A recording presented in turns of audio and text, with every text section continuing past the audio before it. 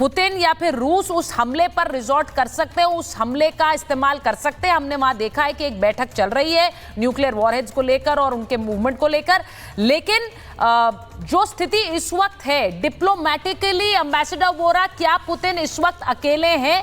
क्योंकि उन पर हमला हुआ उनके एयरबेसिस पर, उन्होंने एक रिटेलिएशन में हमला किया है, लेकिन पूरी दुनिया सोच रही है पुतिन को जानते हुए कि ये रिटेलिएशन वो नहीं है जिसका वो इंतजार कर रहे हैं। बहुत बहुत धन्यवाद मैम, बड़ी अच्छी से आपने समझाया है और काफी स्पष्ट रूप से आपने बताया। फिर जनरल साहब की मैं बात सुन रहा था, ये सब ठीक है कि ड्रोन बड़े सस्ते होते हैं, लेकिन जो हथियार उनके अंदर लोडेड होते हैं वो इतने सस्ते नहीं होते। दिवाली के पटाखे नहीं है, चाहे $5000 का ड्रोन हो, लेकिन जो मिसाइल्स वो कैरी करता है वो काफी महंगी होती है, जिसके साथ उन्होंने हमला किया है। अब मैं बताता हूँ, आपने जिक्र किया था पर्ल हार्बर का। पर्ल हार्बर की कहानी अलग है मैम। 1941 में जापानियों ने जब हमला किया था, वो चाहते थे कि जो पूरा एशिया पैसिफिक रीजन है, यूएस पैसिफिक फ्लीट को वो तोड़ देंगे और फिर यहाँ से पूरा साउथ ईस्ट एशिया पर हुकूमत करेंगे। उन्हें रॉ मटेरियल्स की जरूरत थी। जापान के पास रॉ मटेरियल नहीं है, कुछ द्वीप हैं, कुछ रिसोर्सेज नहीं है, इसीलिए किया गया था।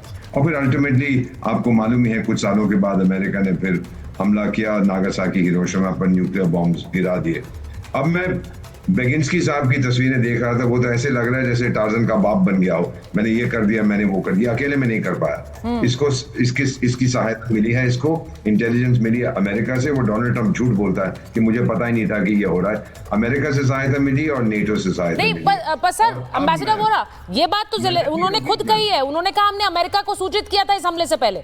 अब अमेरिका अगर ये कह रहा है कि उन्हें नहीं पता है, दोनों वर्जन्स में विरोधाभास है सर। हाँ। कह रहा है कि मुझे नहीं मालूम, उसकी लेटेस्ट स्टेटमेंट है मुझे नहीं मालूम। बिल्कुल सर, में से सच कौन कह रहा है मुझे मालूम नहीं है, लेकिन पुतिन अपने सर्वाइवल के लिए और रूस के सर्वाइवल, मैं जानता हूं उस व्यक्ति को, मैंने भाई कई बार सुना है उसको, वो अब चुप नहीं बैठेगा। थर्ड वर्ल्ड वॉर की जो हम बात करते हैं, ये मेदवेदेव ने कहा, बहुत से लोग कहते हैं ये यूरोपियन वॉर होगी, वर्ल्ड वॉर नहीं होगी। एशिया नहीं लड़ेगा, अफ्रीका नहीं लड़ेगा, लैटिन अमेरिका नहीं लड़ेगा। पहले 2 वर्ल्ड वॉर्स में तो हम कॉलोनीज थे तो भाग लेना पड़ा। यूरोप अपने आप को बर्बाद करेगा। मैम, मुझे कहना नहीं चाहिए, कहीं मेरे दिल में ये विचार आता है कि बहुत अच्छा होगा अगर यूरोप अपने आप को बर्बाद कर दे। बहुत तंग कर रखा है पूरी दुनिया को, जीने नहीं देते चैन से किसी को।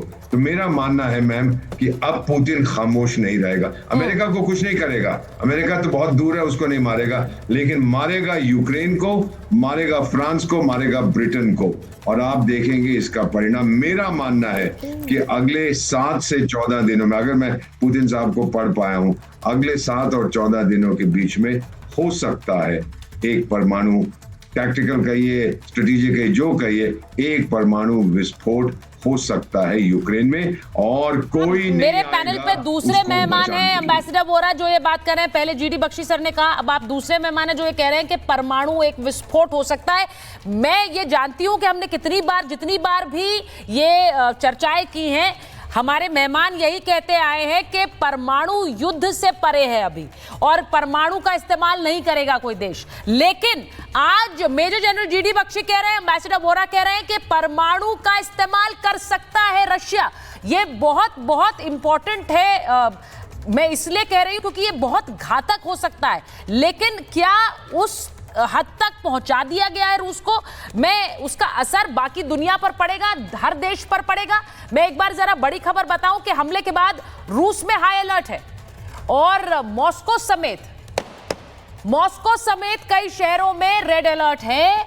लोगों को सावधान रहने के निर्देश दिए गए हैं, लोगों से घरों में रहने की अपील की गई है, जरूरी काम होने पर ही घर से निकलने की बात कही गई है। यह बहुत इंपॉर्टेंट है, आप इसे समझिए कि मॉस्को में रेड अलर्ट होना, हमले के बाद रूस में हाई अलर्ट होना, ये बहुत इंपॉर्टेंट इसलिए कह रही हूं क्योंकि आमतौर पर रूस में, क्योंकि जब प्रधानमंत्री नरेंद्र मोदी रूस गए थे, उस दौरे पर मॉस्को के अंदर से जब मैं रिपोर्टिंग कर रही थी, मैं वहां आपको बता सकती हूं कि तस्वीरें ऐसी थी कि उस शहर को देखकर नहीं लगेगा कि वहां ये दुनिया, ये देश एक जंग लड़ रहा है।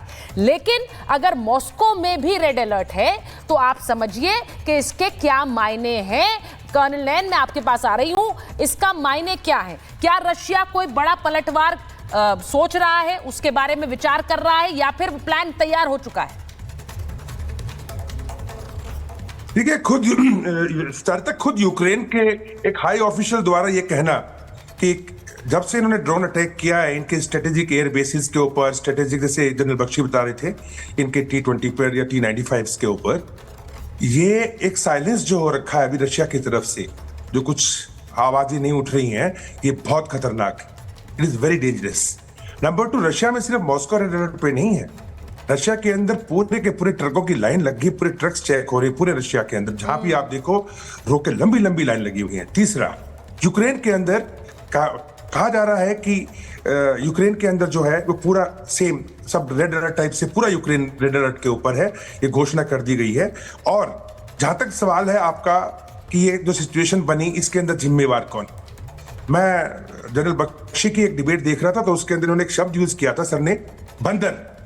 ये बंदर है सबके सब, जितने भी यूरोपियन देश के 32 देश हैं, इन्होंने पहले कॉलोनाइजेशन और इंडस्ट्रियलाइजेशन के टाइम पे ये बंदर आपस में लड़े, वर्ल्ड वॉर 1 किया, वर्ल्ड वॉर 2 किया। अब शायद ये बंदर पागल भी हो गए हैं कि ये समझ नहीं रहे कि अगर न्यूक्लियर वॉर हुआ इस पूरे इलाके में तो पूरी ह्यूमैनिटी खतरे में आ जाएगी।